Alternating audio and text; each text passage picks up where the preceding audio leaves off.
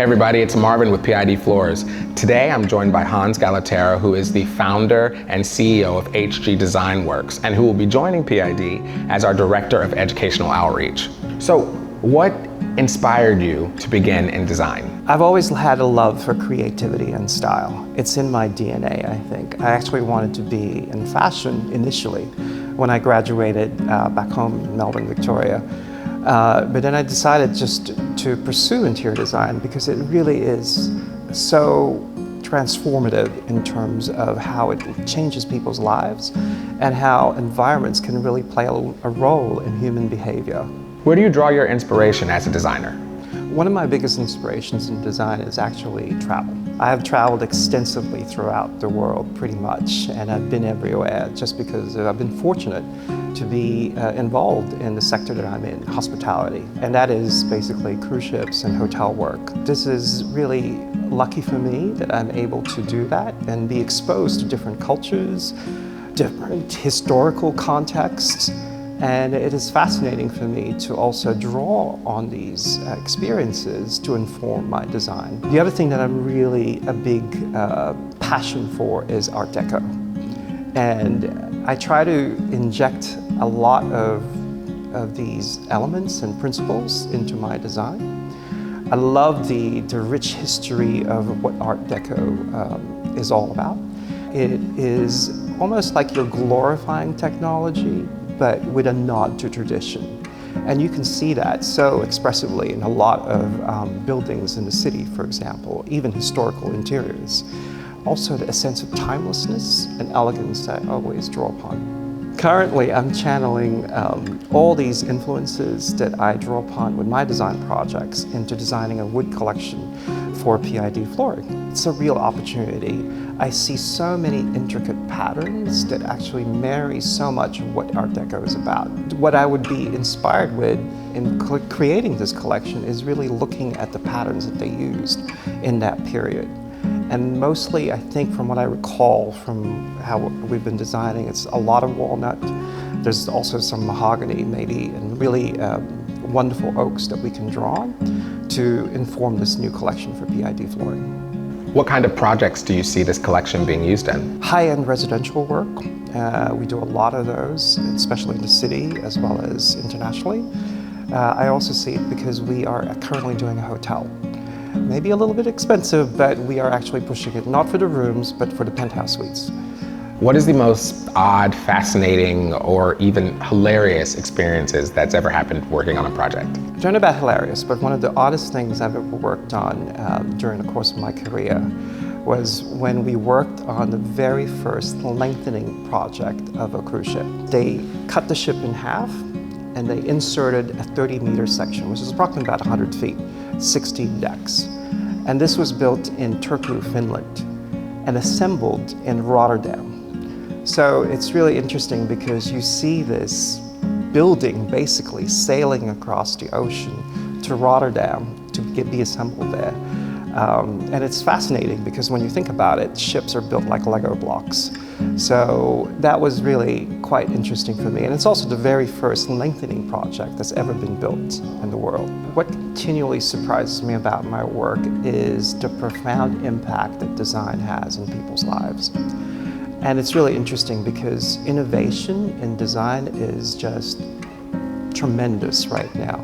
I'm a judge for several competitions, and one is the Society of British International Design, where I'm the Ambassador of Education, and World Interior News, as well as Grand Prix, which is a French-Canadian design competition. I'm always fascinated what architects and designers have come up with, and I've been fortunate enough to be part of the process of validating and also determining who the winner is.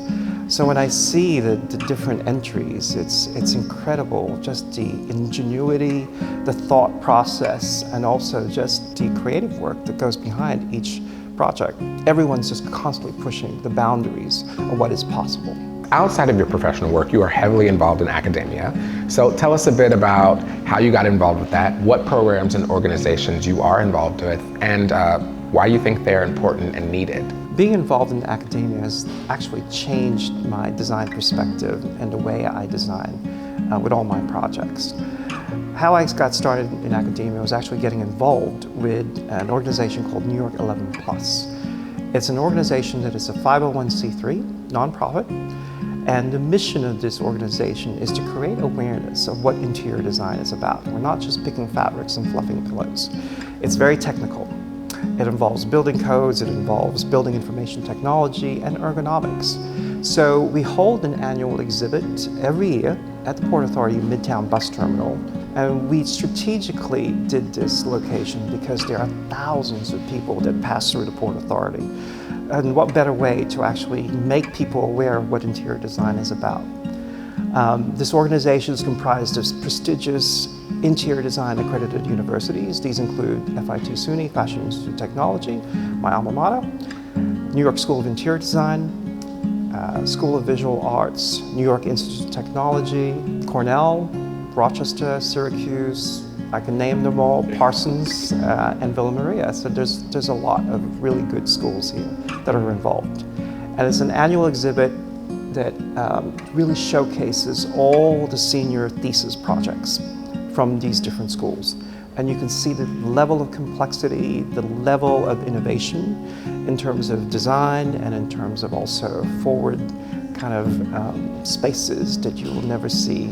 What do you know now about the industry that you didn't know when you were first entering? When I first started in this industry as a student, I did not know that 80 to 90% of interior design or any design-related industry is business. 80 to 90% is business, and a small portion of it is design. I teach professional practice and internship to interior design students, and I always make them aware that a lot of what you're going to learn, particularly for this course that I'm teaching, is preparing you to the real world of professionalism, as well as making sure that you understand that this is not always about drawing and making or creating things. It is a business. What advice would you give to aspiring designers? My advice to aspiring designers is to communicate your design effectively and make sure that there is a compelling story behind your design. It is not enough to design well. You really have to make it compelling and relevant, right? It's got to be relevant. It's got to be relevant to what the client wants. Make sure to stay passionate about design and curious and work hard, because a lot of it also is luck, right? If you work hard, eventually you will be successful, and someone will find that and believe in you and trust in you. And definitely that's something I will give as my best advice. Never stop learning, right? Adapting, because the industry is constantly evolving. PID is so thrilled to have you join us as our Director of Educational Outreach. Now, what excites you most about opening this dialogue between students and the design industry? I'm providing a conduit or a bridge to the industry and academia. Students are so fascinated and just so enthralled with digital that they forget that there is this craftsmanship involved in everything that we do. And I think with the intricacies and also the complexity of work that's present that I see here in the showroom, especially behind me, they will understand now what it takes behind everything that they do digitally. So that's very important to me, that they understand the process, they understand that it takes a lot of skill to do all these projects. And I think by being exposed to wood flooring, they will understand that this is a material that is so key to every project. What is the biggest challenge you see in the current design and architectural community? The biggest challenge, I think, in the architectural design community right now is integrating sustainability without sacrificing aesthetics and cost. And you see that so interesting that we have the Paris Olympics right now. There's a sustainable hotel that's been built, and it's just pure sustainability, and it's uncomfortable, and it's not really efficient. So I think that's really important. To give sustainability, the balance of sustainability is important with all design projects. Wood flooring is inherently sustainable, right? I mean, you see homes that are lasted for 100 years, and I think that's part of the sustainability aspect of wood flooring, that you can refinish it multiple times. You can't do that with vinyl flooring, or tile, right? You have to replace the whole thing. So I think wood flooring definitely meets the criteria of sustainability by far.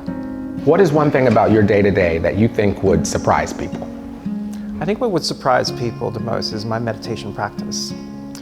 From running a business to traveling to teaching to running boards, several boards in the city, I find I stay focused and disciplined with my practice of meditation. So definitely meditation. Okay. Now speaking of focus and discipline, quick question. Coffee or tea? Oh, definitely coffee. Yeah, I grew up in Melbourne, Victoria, Australia, and I have to say, we have the best lattes in the world. I've been to Italy, France, we still have the best. Okay. By far.